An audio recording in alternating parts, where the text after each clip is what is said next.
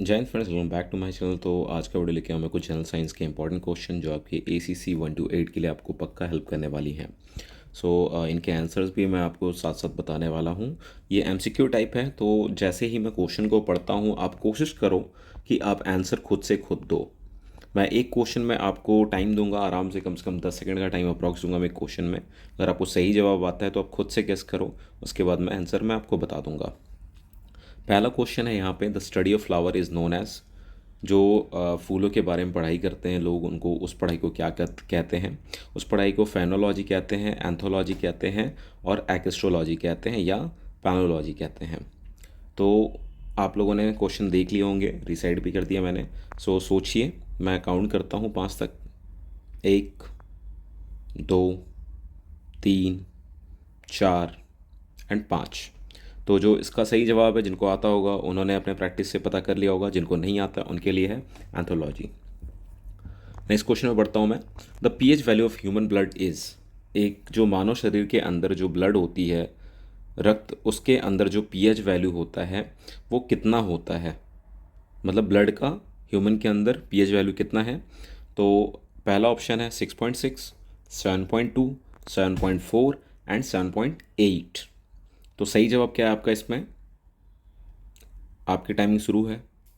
जिनको आता है फाइंड आउट करिए, जिनको नहीं आता सही जवाब है 7.4।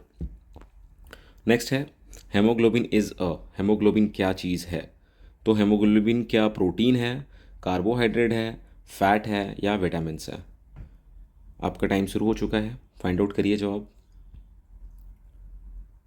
तो अगर मैं हेमोग्लोबिन की बात करूँ तो हेमोग्लोबिन एक प्रोटीन होता है। So option number A right है। Next question, the vitamins that is most rapidly manufactured in our body is. कौन सा विटामिन है कि जो बहुत ही आसानी से हमारे शरीर के अंदर मैन्युफैक्चर होता है? उस विटामिन को कौन सा विटामिन कहते हैं? So that is vitamin A, vitamin B, vitamin C and vitamin D. तो आपके टाइम शुरू हो चुके हैं, जिनको पता है आंसर अपना फाइंड आउट करिए।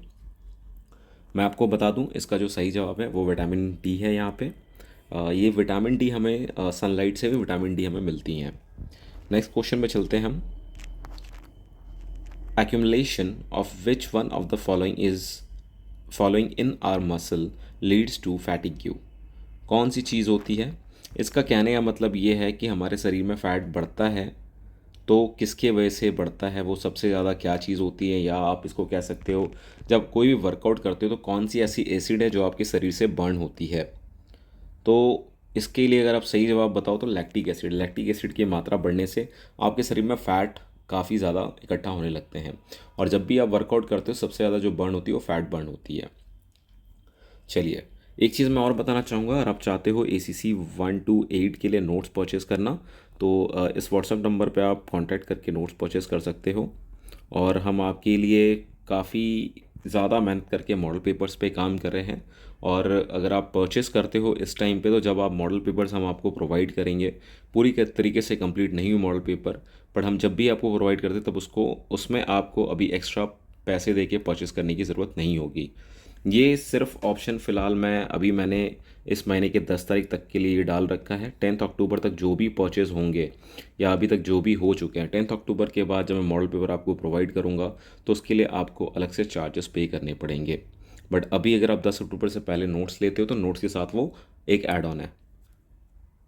सो आई होप कि आप लोगों को समझ में आया होगा क्या मैं कन्वे करना चाहता था, और ये आप लोगों को बहुत जल्द मॉडल पेपर अमेज़ोन के ऊपर अवेलेबल हो जाएंगे ये। चलिए नेक्स्ट क्वेश्चन पे चलते हैं। यहाँ पे, the escape velocity of earth is. जो आपके अर्थ की स्केप वेलोसिटी क्या होता है मैं बताना चाहूँगा आप लोगों को। स्केप वेलोसिटी एक वो वेलोसिटी होती है जिस वेलोसिटी से अगर कोई भी चीज़ ट्रैवल करती है तो वो धरती पे रिटर्न नहीं आएगी। अगर आप किसी पत्थर को फेंकते हो, स्केप वेलोसिटी जो अपनी धरती के उसके हिसाब से, तो वो दोबारा रिटर्न नहीं आएगी। तो स्केप वेलोसिटी क्या होती है जो धरती की है उसके बारे में। अर्थ का स्केप वेलोसिटी क्या होता है? ऑप्शन नंबर ए है आपके पास 7.0, ऑप्शन बी 11.2 किलोमीटर पर सेकेंड, 15.0 किलोमीटर पर सेकेंड, और 21.1 किलोमीटर पर सेकेंड।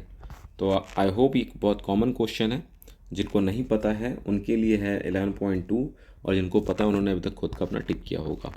नेक्स्ट क्वेश्चन चलता हूँ, विच one of the following pair is not correctly matched.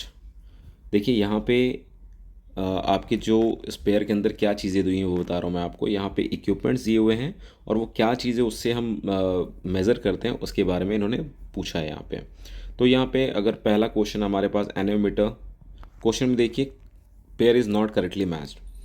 अच्छा, यहाँ पे एनोमीटर दिया हुआ है, एनोमीटर से क्या नापते हैं हम, विंड स्पीड को मापते हैं, मतलब ये पहला राइट है।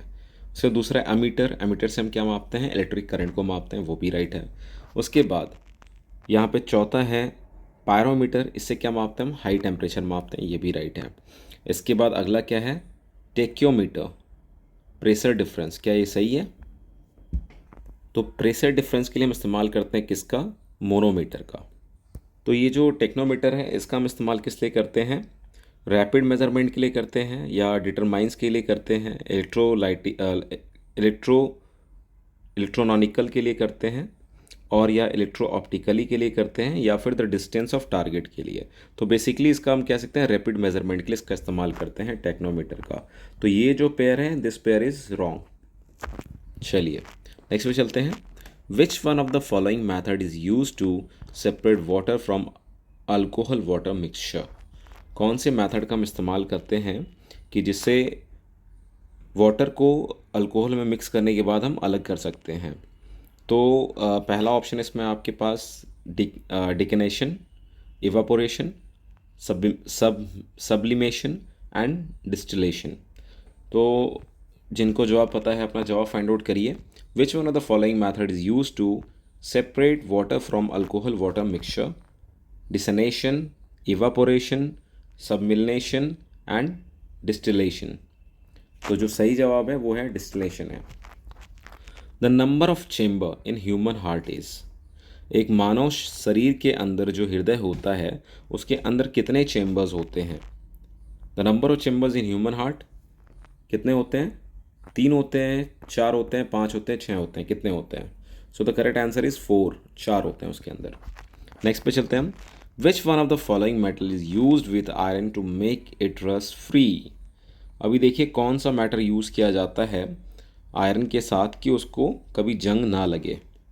तो पहला ऑप्शन है हमारे पास एल्युमिनियम है, दूसरा ऑप्शन है कार्बन, तीसरा ऑप्शन में है क्रोमियम, चौथा ऑप्शन है टीन। तो जो सही जवाब है वो क्या है, वो सही जवाब है क्रोमियम। अभी ये जो प्रोसेस होता है, जो मेटल का इस्तेमाल करके हम आयरन के ऊपर इसको रस्ट फ्री बनाते हैं, इस प्रोसेस को क्या कहते हैं। मैं पिछले वीडियोस में भी मैंने आपको इसका आंसर बताया था, जिनको पता है कमेंट सेक्शन में मेंशन कर सकते हो आके, जब देख रहोगे तुरंत मेंशन करना है। और जिनको नहीं पता है उनको बता देता हूँ, उस प्रोसेस को कहते हैं गैल्वेनाइजेशन। तो गैल्वेनाइजेशन के थ्रू भी जो प्रोसेस होता है गैल्वेनाइजेशन का, उसी के थ्रू हम सेव कर पाते हैं इसको। तो ये थी एक ओवरऑल जो मैंने क्वेश्चंस कवर किए, थोड़ा सा डीप और प्रैक्टिस मोड में लेके आऊँ मैं आपको। आगे कुछ कंटेंट भी दूंगा मैं, और पुराने कंटेंट्स आप देखते रहिए, क्योंकि जो स्टैटिक चीज़ें हैं वो चेंज नहीं होती हैं, चेंजेस थोड़ी बहुत आती हैं दूसरी चीज़ों में, अदरवाइज़ चीज़ें सेम होती हैं। सो अगर आपको ये मेरा वीडियो पसंद आया हो तो चैनल को लाइक करिए, शेयर करिए और सब्सक्राइब करिए जो पहली बार देख रहे हैं। Once again if you like this video please like subscribe my channel. Thanks for watching this video. जय हिंद। मिलते हैं फिर अगले वीडियो के साथ।